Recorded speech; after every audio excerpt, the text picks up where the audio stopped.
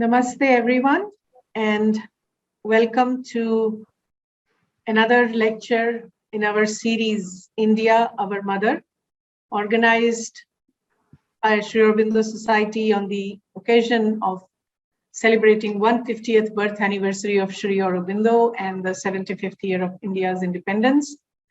This series of lectures is jointly hosted by AuroBharati and AuroYagna.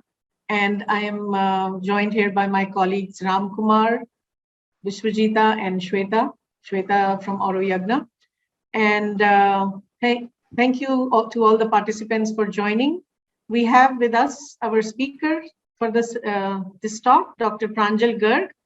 And before we get to know a little bit about our speaker today, let me just share just a couple of thoughts about the topic that we are taking up today. As I mentioned, this is our lecture, or I may not have mentioned, this is our lecture number 8 in the series, India, Our Mother. And the topic that we have taken up today is kind of, in a way, quite uniquely Indian in character, in the sense that it compels us to ask the question, is there one way and one way only to look at a people's past? That is through the lens of external events and happenings, which can be somewhat verified through some kind of empirical inquiry or checking of facts, as they say? Or is there another way to know about our past through stories, legends, creative retellings of collective memories and more? What is the difference between history and this Indian term Itihāsa, which we know means it happened thus?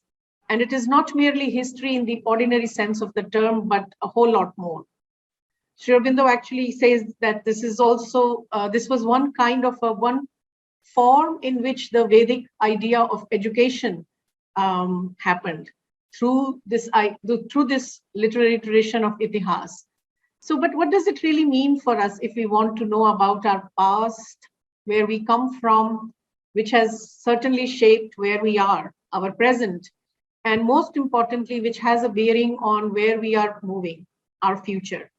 So these are some of the questions, and I'm sure there are many more that will be explored in our session today. And Dr. Pranjal Garg is with us to do that. He's not new to AuroBharati. He is, last August, we had a very interesting conversation with him as part of our insightful conversation series with him and one of his colleagues on the topic, Indian history in Indian education, beyond ideologies and politics. So we'll put the link in the chat box for any of you who would like to listen to that conversation as well with Dr. Pranjal. So before I invite Dr. Pranjal to take up the session, let me request Ram to briefly introduce Dr. Pranjal Garg for our people who have joined here on the session and those who've joined us on Facebook. So Ram. Good morning, everyone, and welcome to this session. So I would like to introduce Dr. Pranjal Garg here. Dr. Pranjal Garg is an assistant professor in the Department of History at Central University of Tamil Nadu, Tiruvallur. He is an alumnus of Sri Aurobindo International Center of Education, Pondicherry. After completing his masters in ancient Indian history, culture, and archaeology, he went on to do his doctoral thesis on the Harappan studies and the contemporary Chalcolithic cultures of Western India. He has taught previously at postgraduate level at CBL University, Bhiwani, and also at Maharishi Dayanand University, Rohtak, at the Department of History and Archaeology. He is deeply interested in interweaving the different aspects of history with Indian culture and the lesser known indigenous classical knowledge systems to bring forward more meaningful and relevant perspectives from a holistic approach into the mainstream historical studies. His thrust of research is in ancient Indian culture, classical archaeology and archaeological sciences, Vedic and Indian philosophy, and several different aspects of ancient Indian history. So I welcome once again Dr. Pranjal Garg. over to you. Looking forward for an interesting conversation and session. Thank you, Mr. Ram, and thank you, Dr. Beloo, for giving me this opportunity to bring certain aspects of history over to so many participants. I would like to start with my presentation here.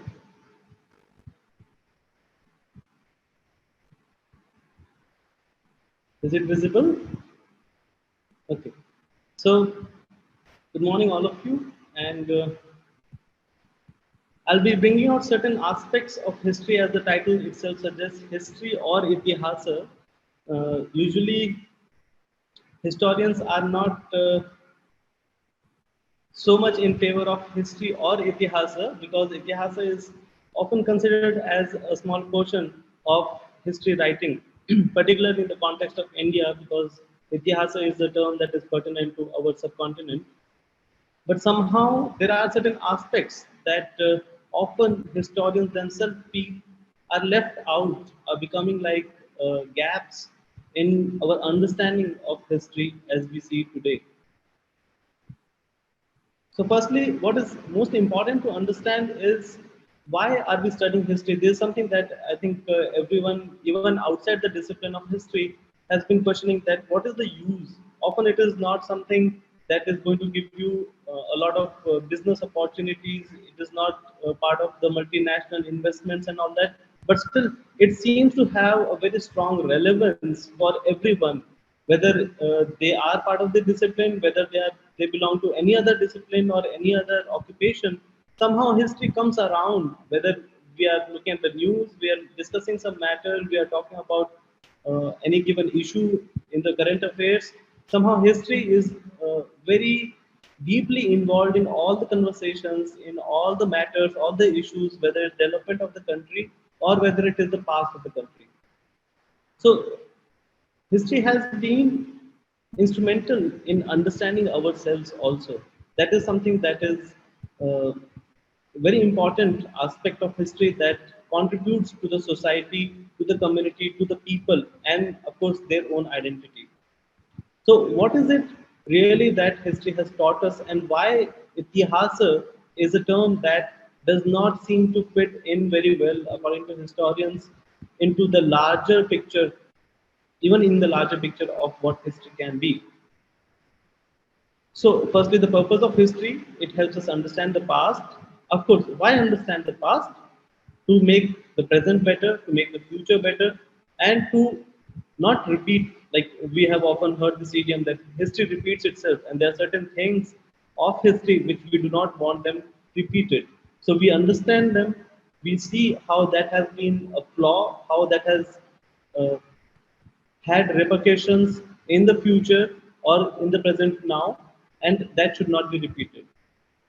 Now, in all of this understanding of history, a very important term remains crucial to understand is what happened in the past.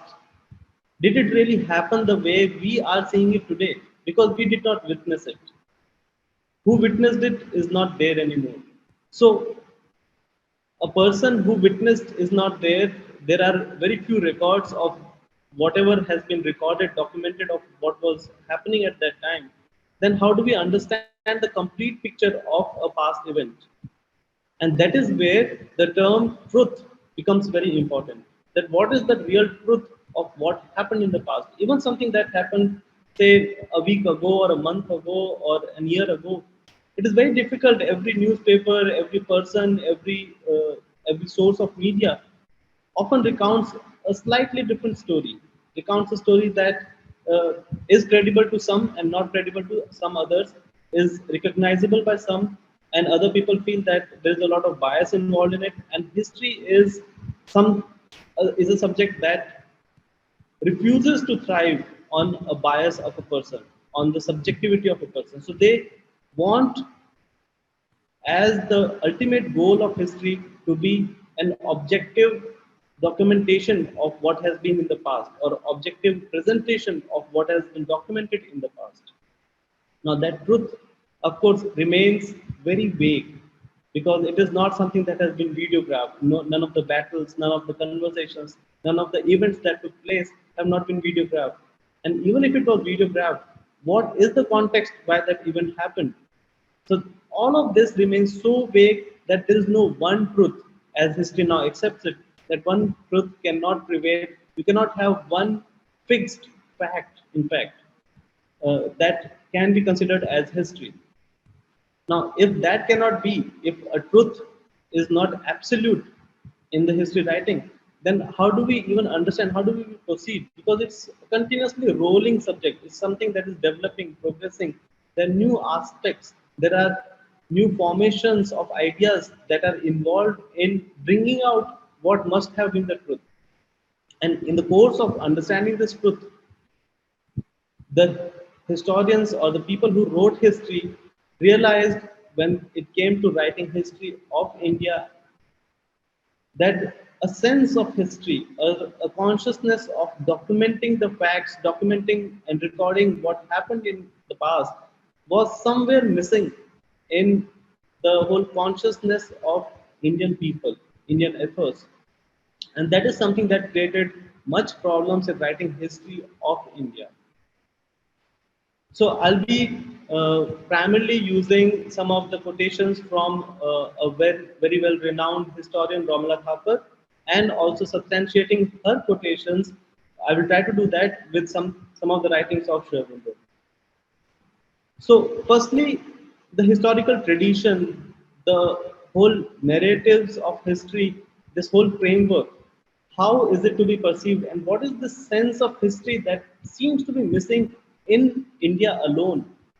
Europe had it, Greeks had it, Romans had it, the entire Europe, even Dark Ages had it. You have a lot of documents, even of the so-called barbarians that we say, the Vikings, the Anglo-Saxons, and whoever else who were invading the Western civilization at that in the Dark Ages. Even that has been recorded very well. But somehow the history of thousands of years of India seems to lack this sense of history, according to historians that have been writing history in the past, say 4 or 5 decades. So when we look at what Romila Thapar tells us, I would like to quote here that historical traditions emanate from a sense of past and include three aspects. So it is very important to understand these three aspects, of which the first is a consciousness of past events relevant to or thought of as significant by a particular society. The reasons for the choice of such events being implicit. So, somewhere I would like all of you to keep in mind what we understand as Itihasa and what has also been slowly accepted as Itihasa in Indian history by the historians. A major portion of that comes from the two epics, great epics that we have, Mahabharata and Ramayana. So, I will try to contextualize those two epics particularly as the Itihasic tradition or the tradition of otherwise called mythology, but there is some historicity in it. We'll discover that, and what is the historical consciousness that is very deeply ingrained, very clearly, almost explicit in the two epics. So the second important aspect is the placing of these events in an approximately chronological framework, which would tend to reflect elements of the idea of causality.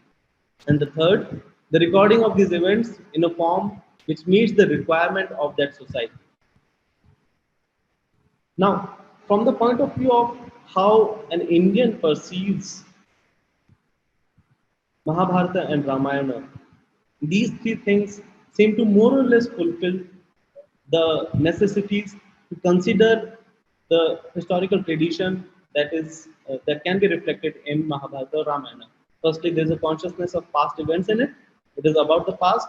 It is relevant to us. It is thought of as a significant and important aspect to the society that we are living in, that is in India. And the reasons for the choice of such events is quite clear. We feel that some such event, not of that large size, not of that grandeur, probably happened, but something did happen which became the instrumental central seed story for both of these epics.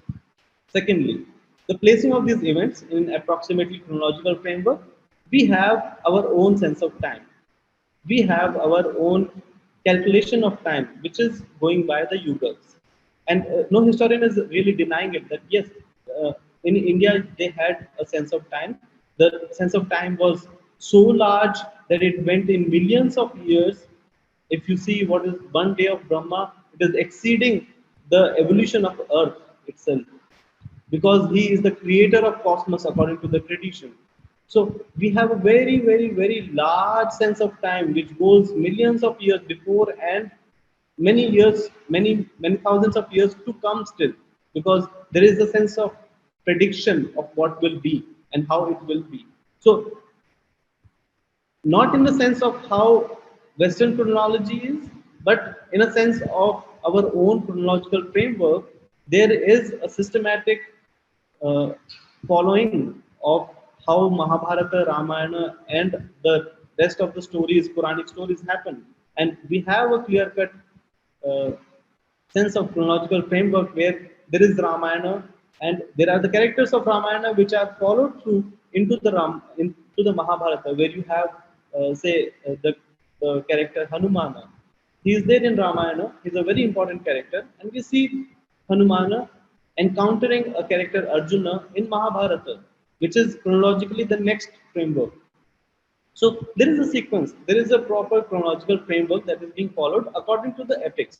It might not tally with the sense of historical tradition as historians see it, but according to the society where it was formulated, it was composed, and for whom it was composed, they had a very clear, unobjectionable chronological framework where it fitted very well and was very conveniently acceptable. Third, the recording of these events in a form which meets the requirement of that society. Very clearly, that society indicates that it has to be pertinent to that particular society for which and where it has been composed. It need not be pertinent or it need not fulfill or meet the requirement of any other society which might be writing the history of the society where it has been composed. Say a person from another country or another continent, a different society, writing the history of society, say of India, which is not his own society. So that person might not understand the requirement of this society, which is why the Ramayana or Mahabharata had been written. So this seems to all the Itihasa or the Itihasic tradition seems to fulfill all the three criteria that Romila Thapar has very clearly stated. Further, she says the historical tradition, which is studying a tradition, it involves looking at a number of indices. Firstly, the point in history at which the need to create and keep a tradition becomes imperative. Secondly, the social status of the keepers of a tradition. And third, whether the tradition was embedded in sacred literature to ensure its continuity. This again, Ramayana and Mahabharata seem to fulfill this criteria again and seems to be very closely connected to what we understand today as history and need not see a dividing line between history and Itihasa.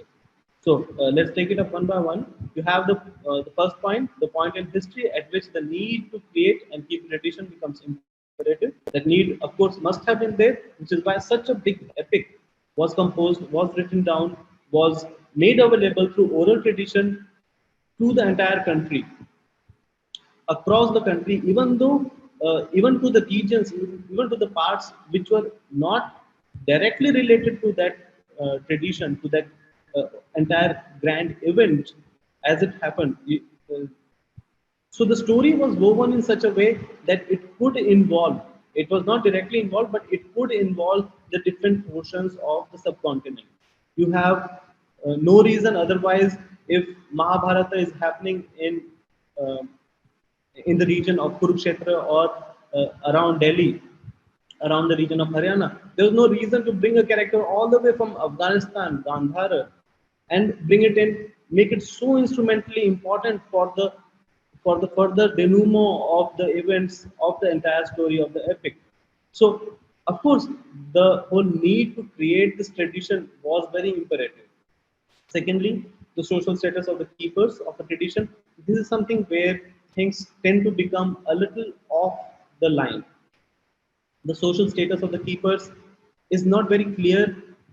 Often, caste system is brought in to understand Mahabharata and Ramayana, in which case Vyasa might be someone who is not of the upper caste but revered greatly because there was problem with his birth, etc. So, birth of lower society, etc. So again, in spite of that, there is no point at which Vyasa makes it clear or makes it evident for the reader that he has some kind of hatred towards the Indian tradition or towards an orthodox, malfunctioning, corrupt caste system as we assume in history that must have been already there at that time. So, if this is not there, again, the social status of the keepers of the tradition does not seem to be affecting the composition of the historical record that is Itihasa, that is Mahabharata or Ramayana. And of course, in the case of Ramayana, it is Valmiki who is, again, his birth is also debatable. He was a robber, and things were not like he was not composing as a rishi. He was not living his life as a rishi always. He was not a muni always. He was not a revered person always. There was a point in his life when everything changed suddenly, and then that turning point brought about so many changes that finally he became the greatest kavi of that yuga and the following yuga also. So, uh, of course, this whole social status of the keepers of tradition becomes a little difficult to explain because, as history would have it otherwise, as the oral traditions or the other documented history would have otherwise in other parts of the world or even in India in the later times, the involvement of the subjectivity or the uh, or that feeling of inferiority or belonging to a group of society or a particular community which is not given due respect becomes part of the composition or the documentation of the events that the person is doing, which is not in the case of the two epics, because it was probably seen as a very important, as a very imperative, crucial responsibility that was there in the hands of the Kavi who composed it. And he could not and would not want to let his personal, if at all, any kind of vengeance creep into the text. So that was, I suppose, very carefully treaded on by the composer, and no such social status of the keepers of tradition, or even as an oral tradition later on as it followed, none of this factor was let to creep in. Of course, later on, when there were multiple editions of Mahabharata, multiple editions of Ramayana, maybe this thing could have come in because you have the Tulsi Ramayana, where things are very different from what we understand as Valmiki Ramayana. There is the whole decline of the status of women, decline in the whole caste system, which can be seen as reflecting quite clearly, according to many historians, into the whole tradition of the later versions of this tradition. So initially, as the first composition of Itihasa, this factor was not so important. It was not playing a role in it, in the whole composition. Thirdly, whether the tradition was embedded in sacred literature to ensure its continuity, very definitely clear in the whole tradition of Mahabharata and Ramayana that is continuing since many millennia and continues to be till today, not only restricted to this continent but beyond it also. Then there is the fourth factor, the genres that emerge in order to record the tradition independent of other literary forms. Now, this is where the later portion of, or the later versions of Itihasa, Mahabharata, Ramayana come in, and that is where the whole understanding of history is seen from a later perspective, how the declining phase, how the status of certain communities, certain caste, certain gender, which was falling down, which was declining, becomes instrumental in the understanding of history writing. And that is where the Itihasa seems to have become quite subjective to the composer, which was not initially the case. So the genre that emerged in order to record the tradition independent of other literary forms, of course, played an important role. But in spite of it, the whole Itihasa tradition continues to be. It does not stop there. It is fulfilling this aspect, this factor, and continues to add to what Itihasa initially was, to the original theory, to the original thrust of the message that was to be conveyed. Then the fifth, the social context in which the historical tradition was composed and the changes that it underwent when society itself changed. Now, this is very important because the social context changed. The whole decline that I'm talking about in the status of women, status of particular caste, particular community, particular tribes, particular regions of the subcontinent, that all became very important and became an important part of the historical tradition. And because the new versions were being made, they were made because of the social context, because of the changes that all of this Itihasa tradition was undergoing. Society was changing and history was changing thus. So we can no doubt try and understand the historical tradition with this change of society in the later part of Itihasa.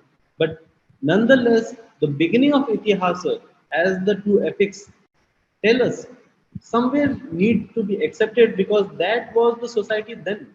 We cannot say that the society then cannot be taken from the epics, but the society later on, when the different versions of Mahabharata and Ramayana of almost each today's contemporary states have come up. You know, Bengal has a different Ramayana, Orissa has a different Ramayana, some of the tribal communities have different kinds of Ramayanas.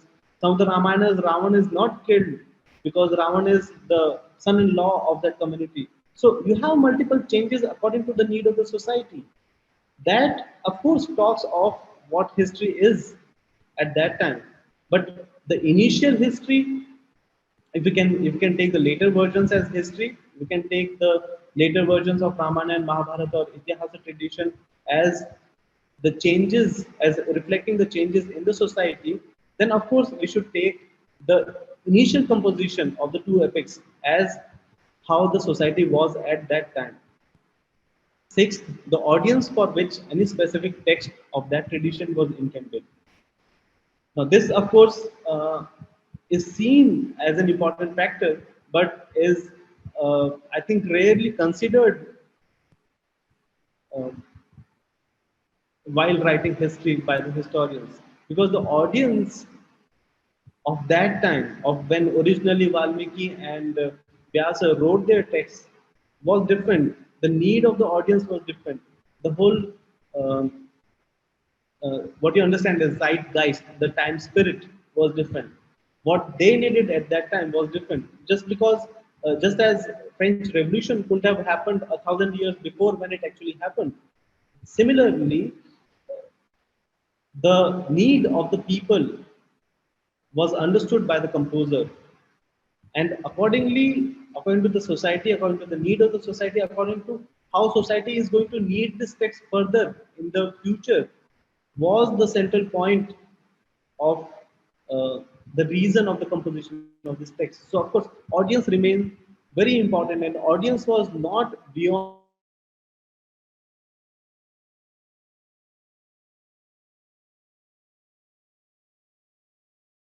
or so universal in Ramayana that it can be used or it can be useful for people beyond this continent, beyond this uh, the people of this ethnicity or beyond this culture. But nonetheless, we do realize that it was composed for this culture, the people of this culture, the people of this ethnicity, the people who understand these contexts very easily, who are living by these contexts. Their lifestyle is part interwoven into this entire tradition of what is presented to them as Ramayana and Mahabharata. So, seventh, the social groups which used or manipulated the tradition and the reasons for doing so. This is, of course, we would not say that things were manipulated initially. Of course, they were either manipulated or new versions came about of the tradition. Uh, it would not, I mean, this is a general thing how history should be perceived and written, but things could be manipulated or not manipulated. Things could be put in their own perspective. Like today, if we are writing history, we are not manipulating history, but we are writing from the perspective or the need of the society as it is today. So that is not something that is corrupting history or manipulating according to what we need, but writing in the way uh, as the perspectives of viewing history, the windows to see that whole one truth have increased. If the number of windows have increased, there are more number of aspects that become part of the writing of history. So somewhere, if not manipulation, then of course the number of perspectives have changed. The social groups who are looking from their perspective are contributing to writing of history. Of course, reasons are very clear because they feel they are not privileged, or they feel they are privileged, or they see things in a different way. Their truth might be different. Again, there's this whole uh, multiple perspectives, multiple windows to see the same thing, and from each window, of course, you see a different thing. Uh, if you see something from front from one window, you'll see the back of that from another window, and the side from another window. So it's multiple angles, multiple perspectives. And then she says, above all, such a tradition legitimizes the present and gives it sanction. For the audience that we have, for the culture where it was written for the people, for the ethos, for the subcontinent, definitely the tradition stayed legitimized for thousands of years and continues to have its sanction, even though there were some traditions that got corrupted, that saw a decline, but nonetheless, even the decline is legitimized that okay, we need to reform it, but does not rule out the possibility that initially the whole thing, the whole concept was not corrupt. When we look at how Ramayana and Mahabharata were initially composed, the kind of need it catered to of the society, of the people, continues to cater still. The kind of human behavior that is so um, so very clearly, so very into dealing into the psychology of human nature as it is even today, is so very well reflected in Mahabharata. The kind of jealousy, the kind of greed, the kind of corruption, it is all continuing to be, and that is why Mahabharata still caters to the need of history, of the people, of understanding the past to make the present better, to make the future better. So somewhere the tradition continues to be legitimized, and it legitimizes the present and clearly gives a sanction to use it as a tradition of history to understand our past, making the present and the future better. Now, of course, much of this has already explained itself. There is no contradiction in trying to understand Mahabharata and Ramayana as Itihasic traditions, even from the perspective of historians, somebody like Amila Thapar. But to add to all of this, I wanted to bring how Shirndo has perceived and told us that the factors involved in perception of history writing, the factors involved in understanding our Itihasic tradition is quite deep. The whole reason why it was written for the audience, not just the audience of this subcontinent, India, but in a larger picture, the universal audience, which was, of course, embraced in the colonial times. A lot of British people, French people, German people, they embraced a lot of this Itihasa tradition and continue to do so. They are studying our Itihasa tradition more than we are studying, and they see a sense of history in it. They see a sense of uh, promising understanding of human psychology for the better future in it. So I would like to quote from Renaissance in India, where Aurobindo says that there are three powers that we must grasp in order to judge the life value of a culture. There is first the power of its original conception of life, which is very clear in how we understand Ramayana and Mahabharata. The whole original conception of life, how that is uh, pertinent to us, and how that is so deeply rooted that it could not be shaken off with multiple invasions. It could not be shaken off multiple shocks, cultural shocks throughout centuries, multiple times, again and again. Uh, that shows the power of its original conception of life. This is what it reflects. And then there is next, I quote, the power of the forms, types, and rhythms it has given to life. Now, first is the idea, of course, the original conception of life. Then how that will be implemented, how that will become part of the lifestyle, how you live it. That is what is decided by the forms, the types, and the rhythms, which originates, of course, from the idea, the original conception of life, as he says in the first factor, and gives a form, gives a shape, so that life can be led. It cannot be simply remain an idea. It has to become, it has to take a form, it has to become an important part of life. Idea and form have to go together, have to merge and then roll. So of course, the types, the rhythms, but the problem, as it will come later on, these forms have a lifespan. They have an expiry date. They are prone to corruption. They are prone to manipulation. They are prone to a decline. This is what we'll see later on, but I'm giving you an idea of that. So keeping that in mind, then there is, I quote, the last, the inspiration, the vigor, the force of vital execution of its motives manifested in the actual lives of men and of the community that flourished under its influence.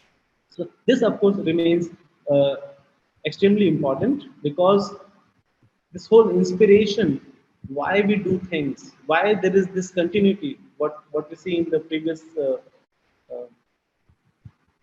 the third factor that Ramla Thapar tells us, the tradition was embedded in sacred literature to ensure its continuity. Now, this continuity is because of this inspiration. It was not something that people sat down and formulated on a round table conference. It was something that was inspired. The whole original conception of life, the forms of life, the types and the rhythms of that were woven around that idea of the original conception of life, the whole idea that was inspired, that had, that's why the vigor, the force of vital execution of its motives manifested in the actual lives. It was not something that were decided by a few men. It was something that was inspired, that was gradually developing, keeping the central idea uh, of a greater future to be built upon. And that is why, when it manifested in the actual lives of men and of the community that flourished under its influence, it had a continuity of thousands of years. There is hardly any tradition as large as this that we have in India, that is inspired by the Itihasic tradition, continues to be in the same vigor, in the same joy, in the same liveliness as it must have been earlier, when it was conceived, when it was put forth to life and put rolling.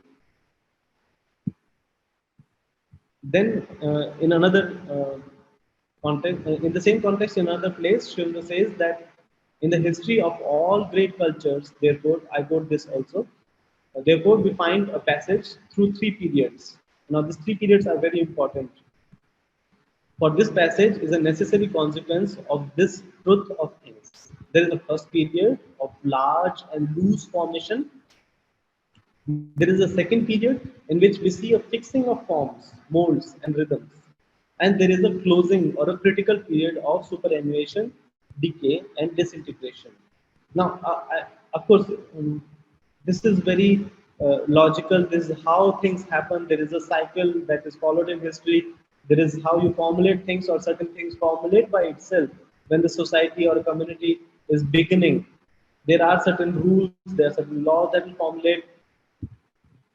One hopes that they are formulated around a truth, around a greater cause, around an idea that will sustain itself in spite of the breaking down and declining of the forms that are born around it. Now let us see how that works for India. So this is something quite historical. This is a perspective and an analysis that should be able to sustain for the historical consciousness of West as well as for the Itihasic tradition. So first stage and second stage is, I think, quite clear. We will not go too much in detail of that. The first, I'll remind you, is the large and loose formation. The second is the period in which we see a fixing of forms, modes, and rhythm. The last is what is very important, and that is what is the major allegation on the historical consciousness of India. This superannuation period, this decay, this disintegration is all that was seen when history was being written. That is all that was perceptible, of course. The rest was hidden somewhere in idea itself, but not in form. In form, it had seen, it had got this thick coating of decay, which had been piling up on the form since several centuries now, when the history was being perceived and being written. So this last stage, I quote, this last stage is the supreme crisis in the life of a civilization. If it cannot transform itself, it enters into a slow, lingering decline or else collapses in a death agony brought about by the rapid impact of stronger or more immediately living, though not necessarily greater or truer powers or formations. So if there's an impact from outside, if there's a very strong rapid change that comes about, it could collapse. All of the system could collapse, and that is where the last stage becomes so crucial for a civilization. If it can sustain that blow, even in its declining phase, then it will outlive forever. But if it collapses, it gives in, it paves the path for this impact, whether it is greater, whether it is better or not, but it paves the path for it. Then, of course, the idea itself did not contain a greater truth. Because if it was a greater truth, again, we are talking about truth, not a subjective truth, but an absolute truth. A truth that will sustain itself in spite of the time, in spite of the circumstances, in spite of all this decline, in spite of all the blows, in spite of all the impacts that can come about from external circumstances. But because the truth is an absolute one, it will sustain. And that is what seems to have sustained even in the last phase of the civilization in the Indian subcontinent or Indian civilization. So I'll go forward to understand this well. Srinda explains himself again in another place in the Renaissance in India itself, that Indian civilization passed in its own large and leisurely manner through all these stages. At first period was that of a great spiritual outflowering in which the forms were supple, flexible, freely responsive to its essential spirit. That fluid movement passed away into an age of strong intellectuality. So we have uh, this spiritual outflowering, which according to Aurobindo was the stage of the Vedic period. Even historically, we put the Vedic period as one of the earliest periods after the Indus Valley civilization.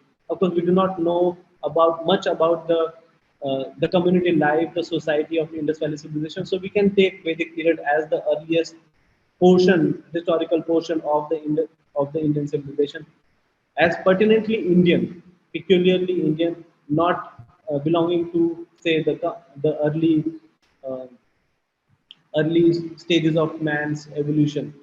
Skipping that, which is not exclusively pertinent to Indian civilization. But when we talk of Indian civilization particularly, of course, the first phase seems to be the spiritual outflowering, which was shed forms that were supple, that were flexible, not according to history as we see today. Early Vedic period, later Vedic period, there was a lot of mismatch, and there is a lot of a very drastic change as it is perceived from history, that in the early Vedic stages, things might have been a little flexible, but in later Vedic phase where the Sam, Yajur, and Atharva are considered, things were very solidified, fossilized, and they were not supple enough. They had already started seeing a very steep decline in that phase, which is not something that Shivinda agrees to, because he puts all of the Vedic corpus, Vedic culture in one phase, in one age. So, according to him, this first period was that of a fluid movement that passed away into an age of strong intellectuality. That is where we have the beginning of, say, Panini Vyakaranam, that is grammar. We have the Arthashastra, two very important literary sources which show a very strong intellectuality that is appreciated all across the world. It is not something that is that can be seen everywhere. That is evidenced everywhere in other civilizations. We of course no denying that we have Socrates. We have a lot of intellectual movement that is happening in another civilization also. That is the Greek civilization. But so this phase is happening almost continuously. Shindra is almost always putting all the civilizations together. He's saying how Heraclitus is something that is coming very close to what the Vedic tradition was. And in the same way, the later Socrates, Aristotle, Plato, etc., are comparable to the strong intellectuality we see in the later times, in the say in the 6th century BCE of the Indian civilization. So that fluid movement passed away into an age of strong intellectuality in which all was fixed into distinct, sufficiently complex, but largely treated and still supple forms and rhythms. Then, of course, there came, I quote, as a consequence, a period of richly crystallized fixity shaken by crisis, which were partly met by a change of ideas and modifications of forms. We see how the religion is taking form, how it was initially very spiritual. There were no temple structures, there were no idol worshipping. You have Buddhism taking to idol worshipping, you have Hinduism taking to idol worshipping. There is a lot of iconography that is formulating. There's a lot of form factor that is very strongly becoming an important part of the whole movement, the whole growth of society. And this is very historical. We don't have temples in the time of the Vedas. We don't have idols at the time of the Vedas. We're not sure if uh, idols were worshipped at the early time of Buddhism. Even in Hinduism, at the time of Buddha, there was no proper idol worship that history can support or evidence. So we have very clear cut form factor that is becoming that is following these three stages of civilization. So after this, but the hard binding, I quote, but the hard binding of set forms triumphed at last, and there was a decline in the inspiring spirit, a stagnation of living force, a progressive decay of the outward structure. If I continue,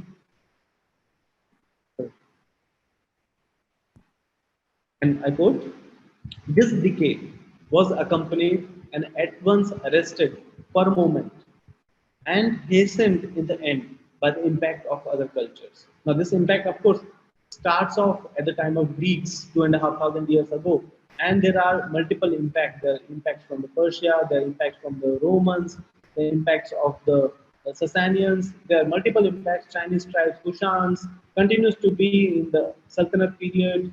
There is the Mughals. So multiple impacts, multiple opportunities also for the amalgamation to form a new culture, to give form, the outer form, a new shape, a wider shape, a more rich shape.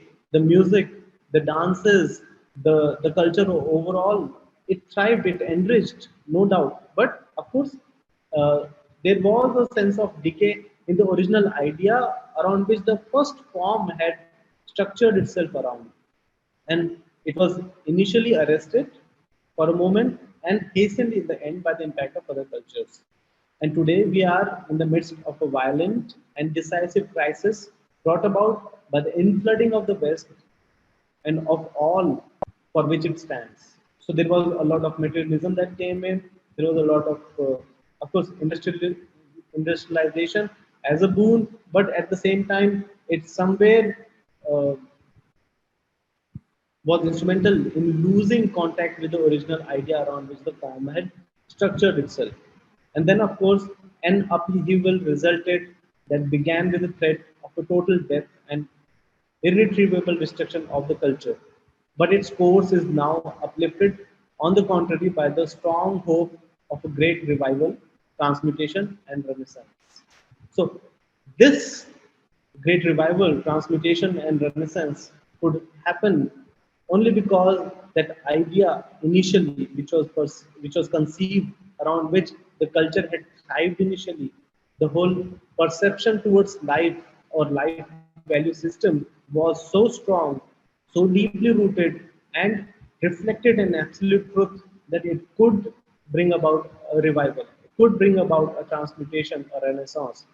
And somewhere, no doubt, I mean, this is not only pertinent to India, this is something that this whole tradition of Itihasa is pertinent to all of the old traditions, all of the old civilizations, whether it is the Celtic culture, it's the Greek culture, but there it remained restricted to few people, a very smaller group, which could not disclose it to the others who were not building the form,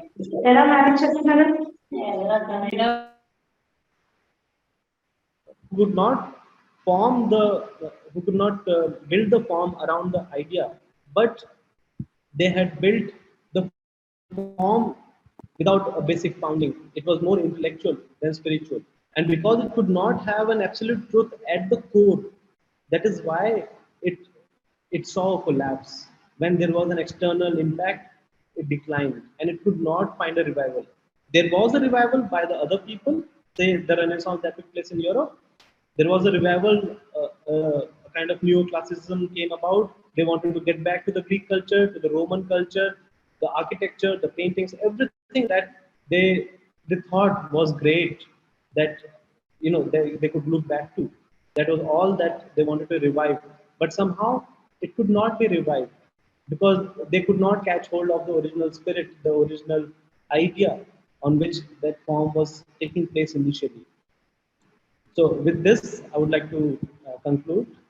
I hope it was clear. I could convey the idea through, and the concept of Itihasa remains still a little vague in the context of history writing. But I hope historians will consider the audience, the the spirit in which Itihasa texts were written, and very soon will have a more inclusive history instead of exclusive history, which denies most of the things that were written in the context of this society, for this society, and for this people. So, if you're writing the history of this people, you have to understand, you have to incorporate the texts that were written for the people by the people. That is, I think, maybe more holistic approach to history. Thank you.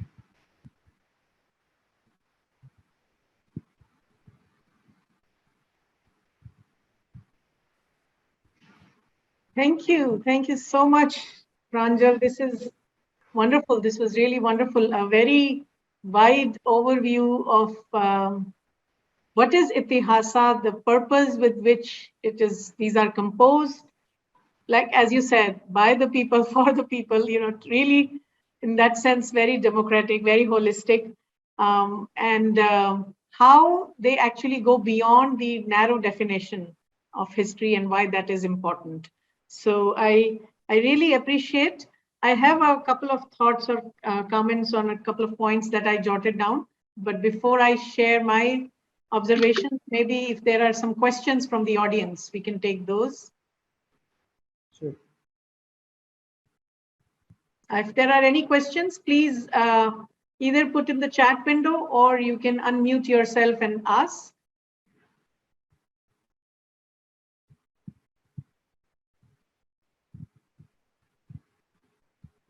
Or any comment, any observation you would like to make at this point.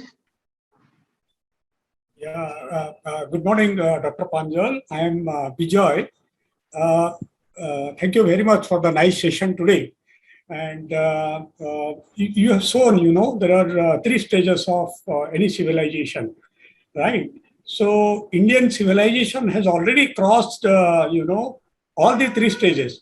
When you show me the first slide, I thought I will ask Indian civilization at which stage of, the civilization, but you clearly told already you have passed. So you mean to say that Indian civilization is the initial stage again in a, revival mode? That is what Aurobindo says, that we are at the revival mode. And if you look at one of the books written by him called Human Cycle, we are heading towards an age of spirituality, where we don't really need the form, the outer shell, to manifest the idea, but idea itself, in its very essence, will manifest in the society. So form will become redundant. It may continue. There's no restriction on it, but idea will be more important. That will be manifesting itself quite bare, quite naked. It will not require the vehicle of form anymore. Okay, thank you. I have a question for you. See, really nicely you have covered, point numbers 5, 6, and 7 of, the point is the societal situation that decide the tradition, okay? And sometimes a social group and the sentiment of people that also, provide inputs for rewriting history, right? And you have said it is legitimate if somebody, rewrites a history, right? But don't you feel it will corrupt the entire history? Suppose 200 years hence, the original history will be replaced by a new set of history. I am not asking a political question, please, okay? It is for academic point of view. Of course, there cannot be, we cannot avoid politics when we are writing history. But see, you're saying that maybe he'll corrupt the original history. Now, what is the original history? Maybe he's rewriting because the original history is corrupt. I'm not, that point also you have mentioned. For any rewriting history right now, but I'm saying somebody might be rewriting because the original history, according to him, is corrupt. Okay, thank you, nice. So there is always this need of revising, rewriting, because history is continuously changing.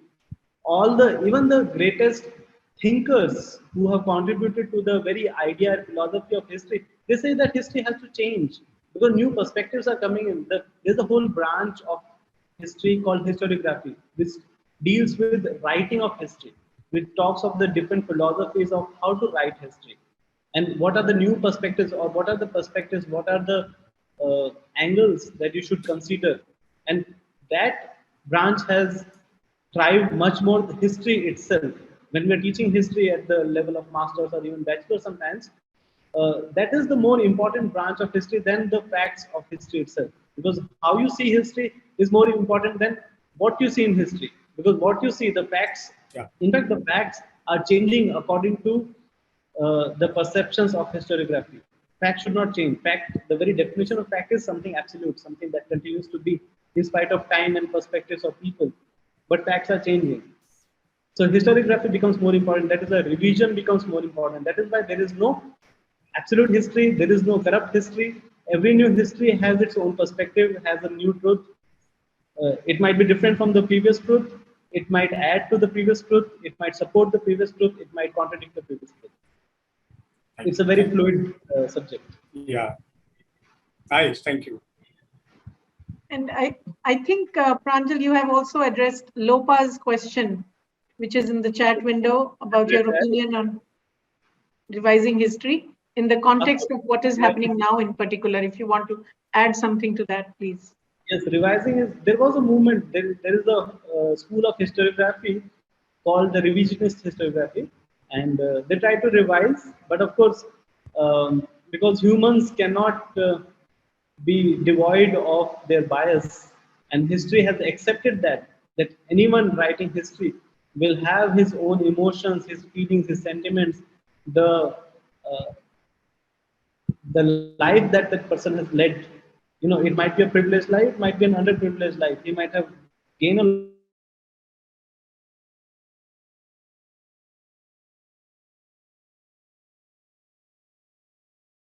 lot of things.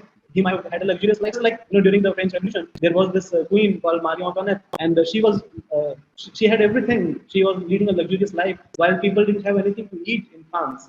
And when it was told to her the whole situation that people are going through, and it was told to her that people don't have any bread to eat. She told, give them cakes if they don't have bread. So she has absolutely no idea, and just like that, a historian writing history might not have any idea of the people that he's writing about.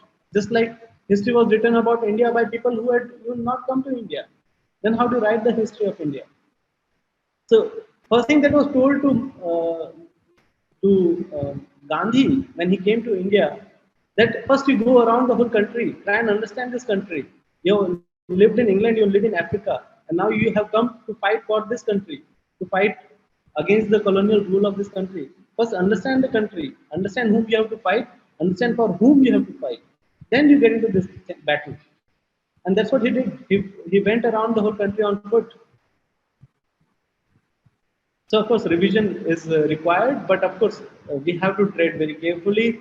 And even if you tread very carefully, history is ready to throw your whole new history, revised history out of the window, because you will anyway have a bias. So, but in spite of that, nishkama karma has to continue. That you have to write. Maybe you will get through some ideas without a bias. Maybe this time you will be able to perceive a concept, an idea, a fact in a less biased manner, probably. Of course, that whole thing continues. It will continue. History writing will always continue. So there's another question. What changes according to you? Yes, actually there are two more questions in the chat, but there was one raised hand also earlier. Bala, if you are there, can you ask your question now? I don't see her now. You had raised your hand earlier. Sundari. Yes, Sundari. Her name is Bala Sundari, yes. You want to go ahead? By the way, I came to know Dr. Pranjal. You are also ex-student of Ashram, and I am an ex-student of Ashram 76 batch. A fan of history, and you would have heard of the name of Hriday Prasad Da.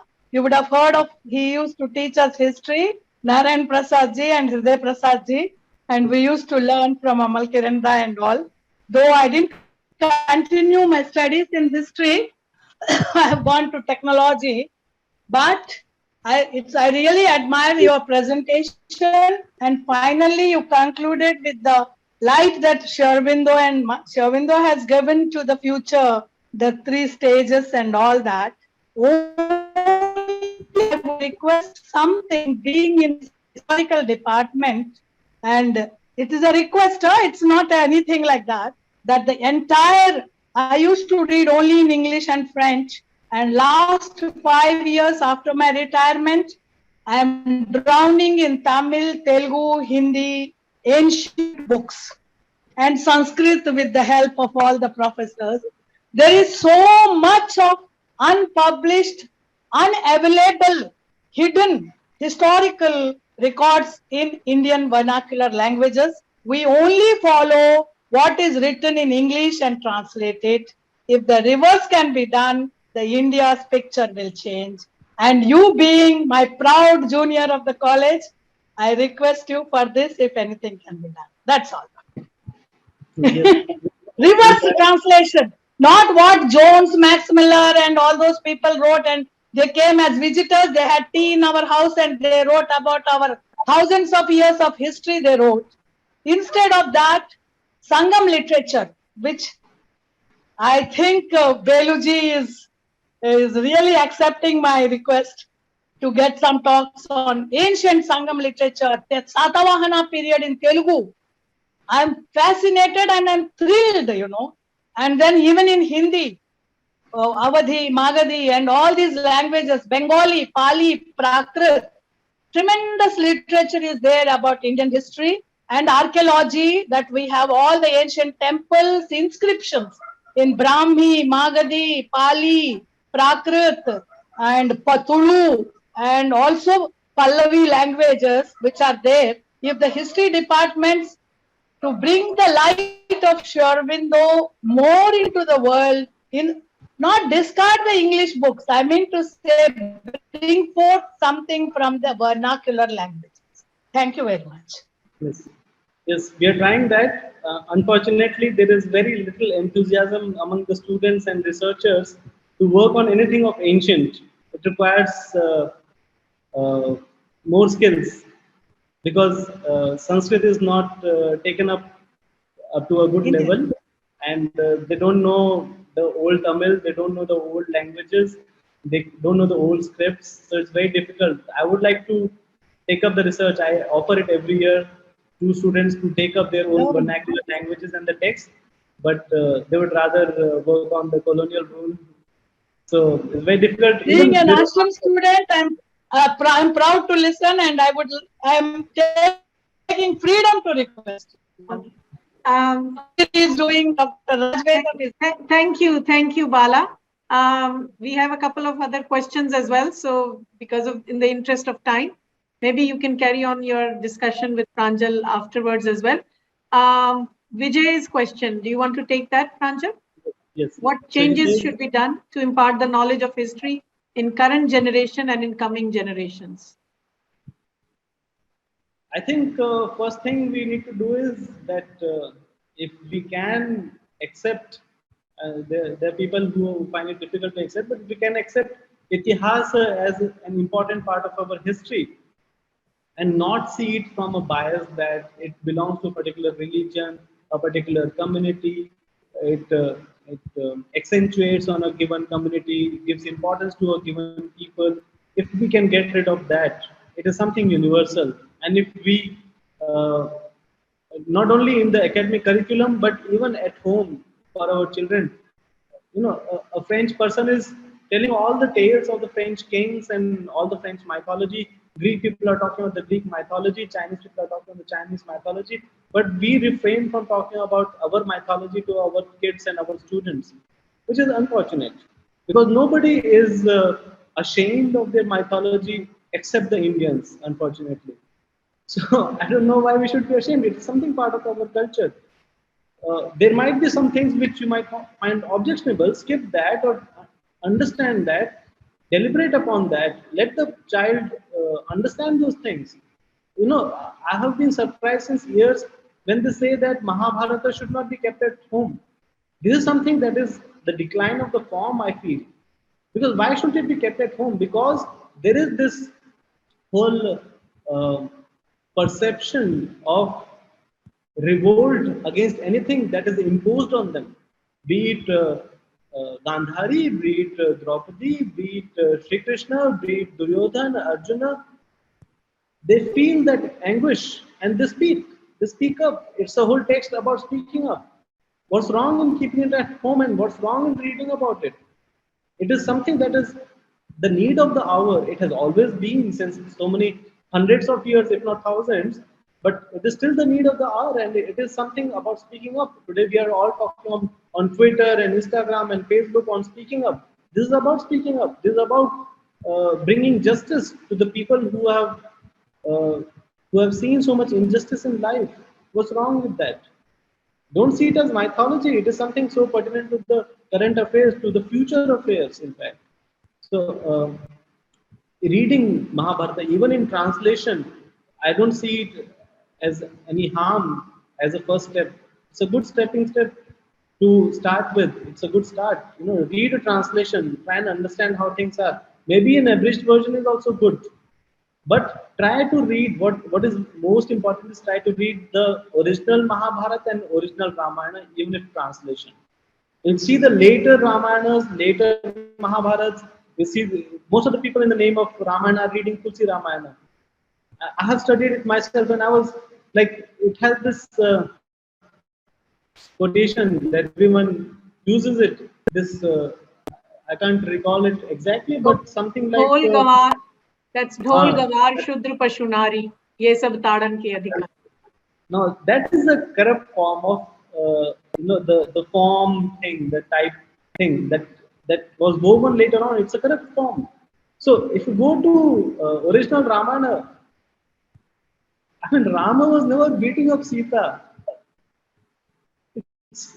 It's something that will very discreetly push in a lot of values that you would like to. that you might feel or future generation might feel that has not been given to us by our parents.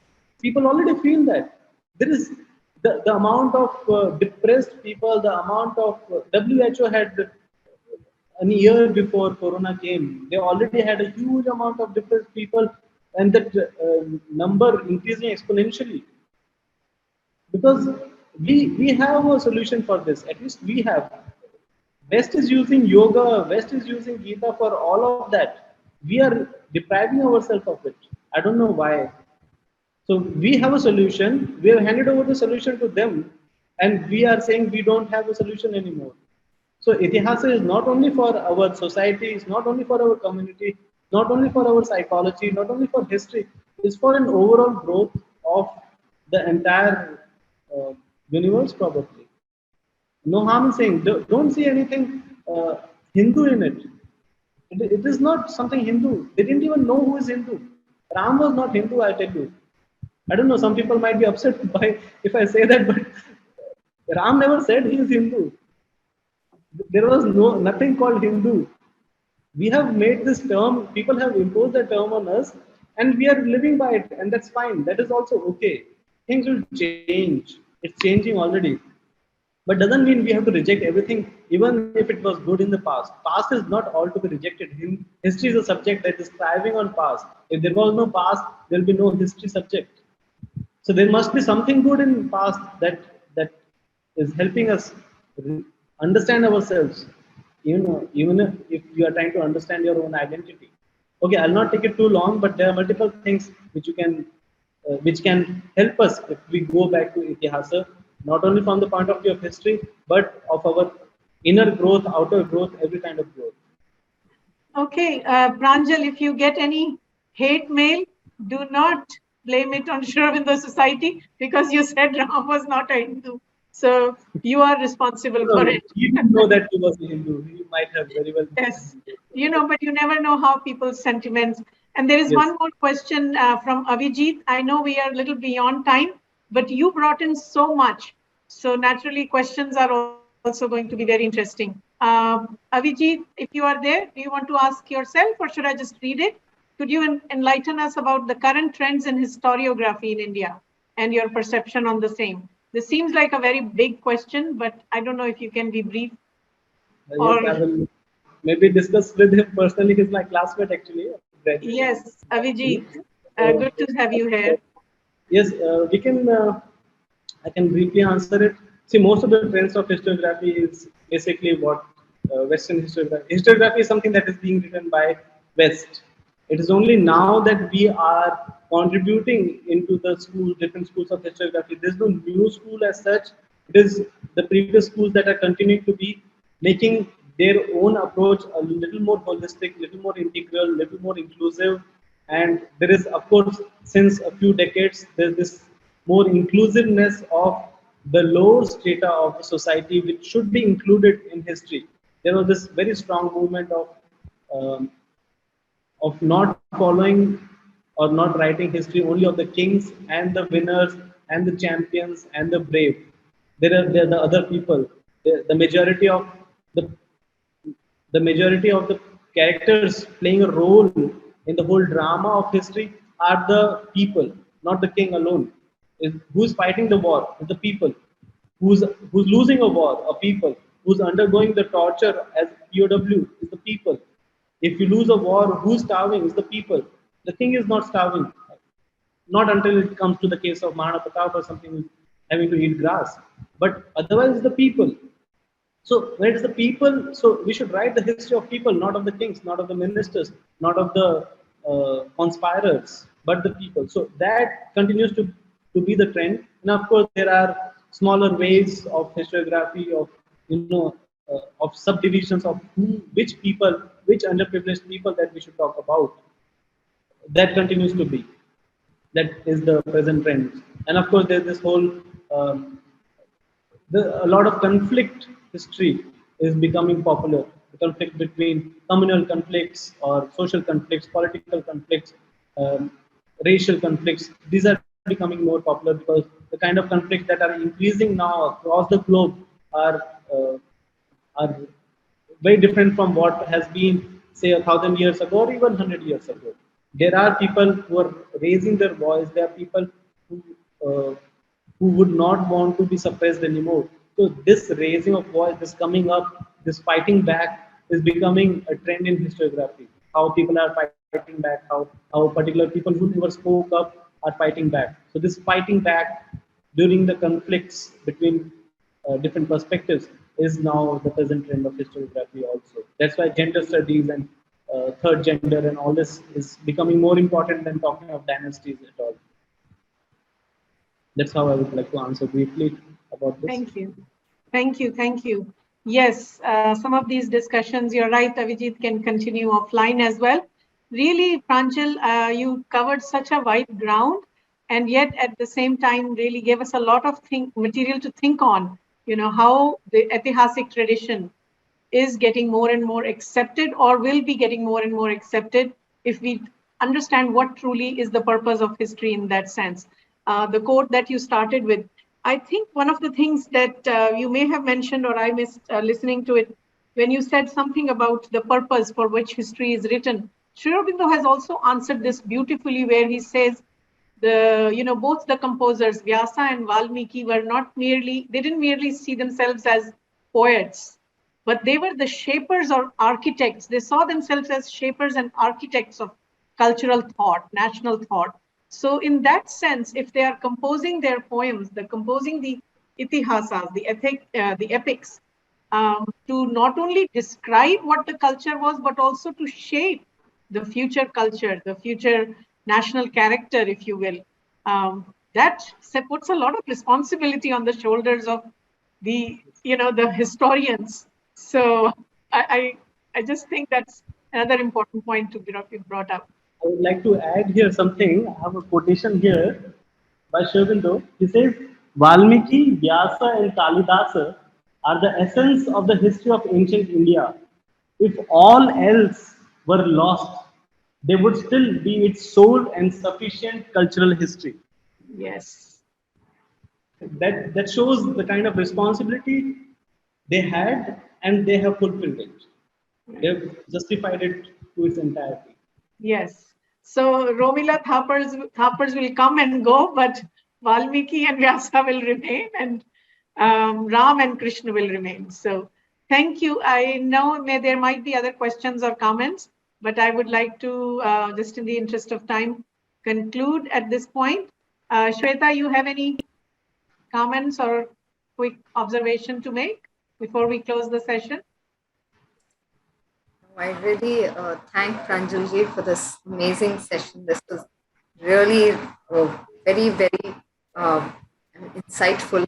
And I think as there were a few questions about how do we take this to our next generation, I think first of all, we have to train ourselves and educate ourselves a little bit more before presenting it and bringing it forth to our upcoming generations.